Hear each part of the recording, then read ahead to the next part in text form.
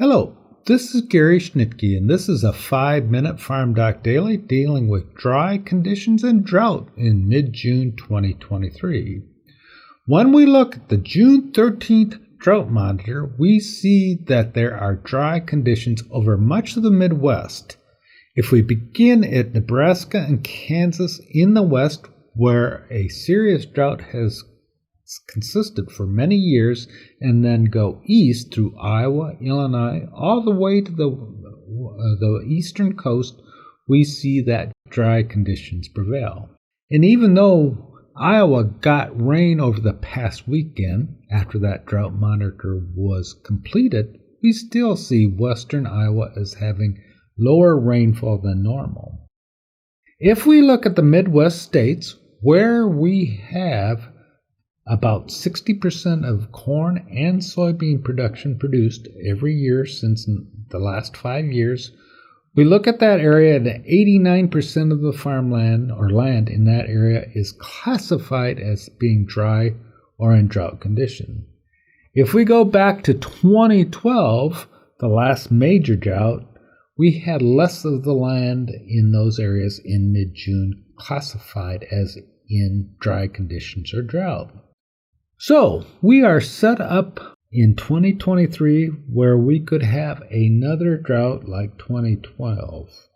However, we don't know that at this point in time, and any rains that may occur between now and mid-July may alleviate much of that drought. For example, we had a lot of dry conditions in 2000, but that year we also had an above-trend yield.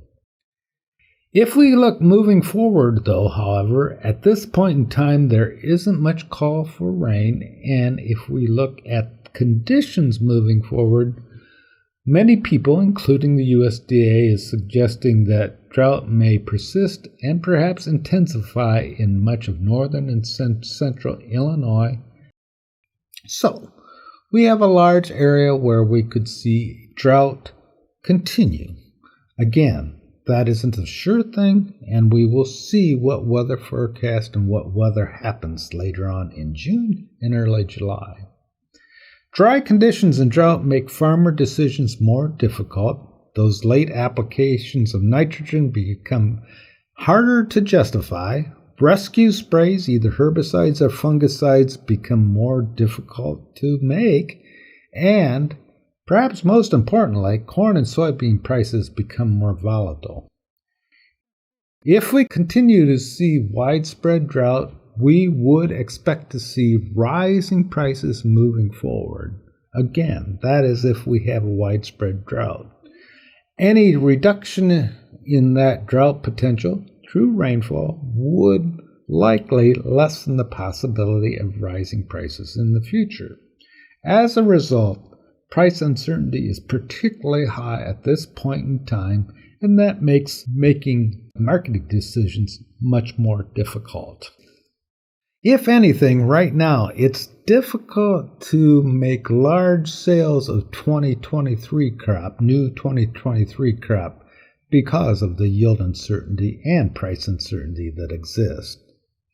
That doesn't mean, however, that the 2023 income year will necessarily be low. Going back to the 2012 drought, we saw the highest incomes on record up to that point. A similar thing could happen in 2023 and will depend on what prices do. What increased income in 2012 was those increasing prices, so we had higher revenue on the yield that we did produce, and crop insurance payments came in and made up the deficit. Those crop insurance payments could do the same thing, particularly if we see rising harvest prices relative to projected prices. There is also potential for continued ad hoc disaster assistance like WIP Plus and recent ERP programs. All of that suggests that incomes may not be poor in 2023. We will have to wait and see where all that unfolds, and continued watching of weather and drought maps will have increased importance in 2023 moving forward.